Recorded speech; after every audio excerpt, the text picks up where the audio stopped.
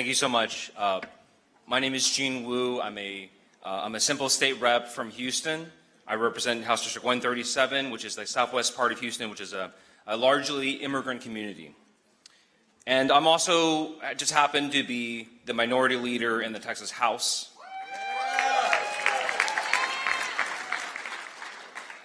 Last Monday, my friend Nicole Collier looked me straight in the eyes and just said, "I don't want to do this alone. Would you stay with me?" And I was kind of taken aback because we had just gotten through what it was probably one of the most brutal legislative sessions that we've had in a long, long time. We got back from a 2-week quorum break where we left our families, we left our jobs, and we decamped and went to Illinois, went to California, went to New York, went to all over the place. And during that time, oh God, what have they done? They tried to send the FBI after us. They doxed our homes. They sent rogue vigilantes after us. They put DPS troopers in front of our houses. They went after people who were in hospitals. They filed frivolous lawsuit after frivolous lawsuit to try to get us unseated. We had the deal of the rogue sheriff. They were bomb threats. We got kicked out of hotels for the bomb threats, not for other stuff. And we had just come back, and my wife had taken a bus 3 hours up to Austin so that she could pick me up and take me home and see my kids for the first time in a while. And all we had to do was come in, sign this permission slip, and accept a police escort, accept a state police officer to monitor and guard us and watch us and chaperone us 24 hours a day. And I didn't think much of it because I was so tired and I so desperately wanted to see my family. But when Nicole looked me in the eyes and said, "Would you stay with me? I don't think I can do this alone," I could only respond with one answer: yes. And it was hard to do because I had to call my wife then and tell her that she had to get back on the bus and go back to Houston by herself. And that was hard. That was really hard to do, but it was something that was really necessary. And for the next 72 hours, I was no longer minority leader. I wasn't even state rep anymore. I was Nicole Collier's personal assistant, her staffer, her production assistant, her nutritionalist. I thought I was prepared to deal with it because I have 2 young boys, but you do not understand like the concept of chasing after an adult woman, begging her to please drink water.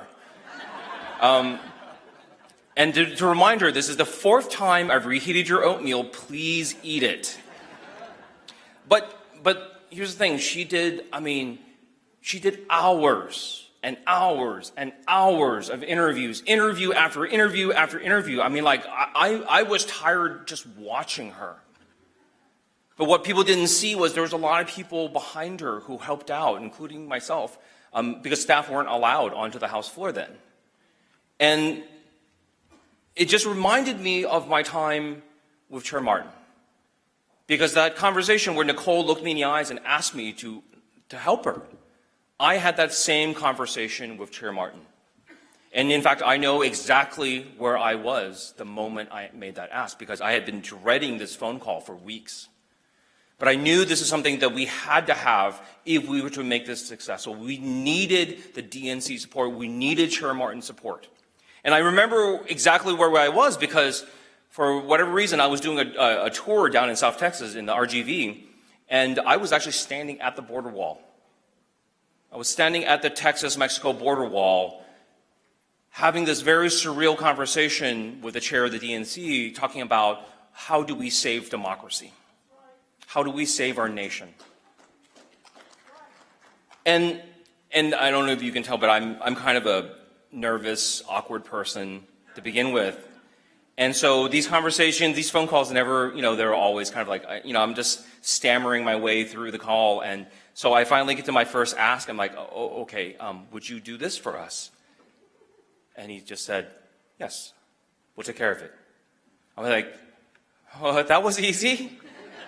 And so I said, well, look, here's what our members need. Here's what they're afraid of. Here's what we think will really help. And item after item, Chair Martin just said, yes, yes, yes, right? And that's when I knew it was not just Minnesota nice. That this was somebody who genuinely understood the importance of what we were doing at that moment and what it meant for the rest of the country. That was felt. And throughout the course of our quorum break, in the 2 weeks that we were in Austin, in the time that we came back, Chair Martin, DNC made sure we had over 250,000 text messages go out to members' districts to make sure that their voters knew what they were doing and why it was so important. We had 30,000 volunteers make phone call to persuadable voters to say, see, this is what Democrats do. This is how Democrats are fighting for you to make sure that you are represented and your democracy is protected. He made Chair Martin himself personally convened organizations, convened coalitions of our allies, of our groups that supported us all around the nation to make sure that everyone was on the same page, to make sure we were talking about it in the same way, to make sure that whatever we do, that the messaging to the public was that Democrats were fighting corruption everywhere, right? And most importantly, not only was Chair Martin there, physically on the ground with us before we started, and on the ground with us the moment we were in Illinois, but he helped us coordinate a day of action, something our nation has not seen in a long time. Over 100 major cities in America got together and said no. They said, we have had enough, just like Nicole Collier. We have had enough of this. We are tired of it. We will stand for it no more. And here's the thing. If I and others did not help Nicole Collier be in the background and take care of all those things, would she still have done it? Probably. But would have her impact on our society, would her message have not been as strong, not gotten out there as much, and not spoken to as many people? Yeah, I don't think it would have. Our quorum break, would we have done the quorum break without the help of the DNC, without the help of Chair Martin? We might have. We probably would have. But would we have been able to accomplish all of our goals, including getting California to take the step up, to become the safety net for the country? Right? Would we have gotten New York and Illinois and Maryland to all start talking about this seriously, to take the idea that we have to fight fire with fire seriously? Right? Probably not. And so this is the lesson that I have from all of this. This is my lesson. I know as Democratic leaders, we are all asked right now, at this moment in time, we're being asked by our followers, we're asked by our supporters, we're asked by our donors, we're asked by our advocates, what are you doing? What are you going to do to resist? What are you going to do to stand up? What are you going to do to fight for our nation? And what we have to tell them is we're going to do everything. We're going to do everything that we can, because it doesn't have to just come from us. It can come from others. It can come from places that we were not expecting, like Representative Nicole Collier.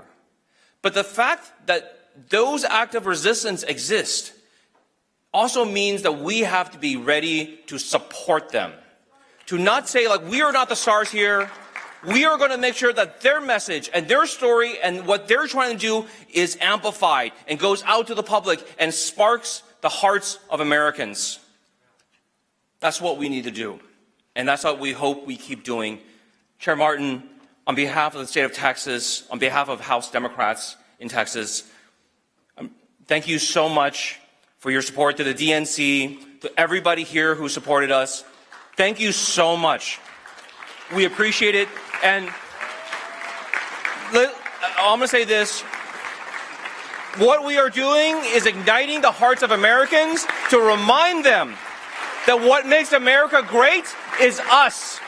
It is Americans who make America great, and we will go back to that. We will go back to America that we believe in, America that works for people who work hard and follow the rules. Democrats are going to fight for Americans.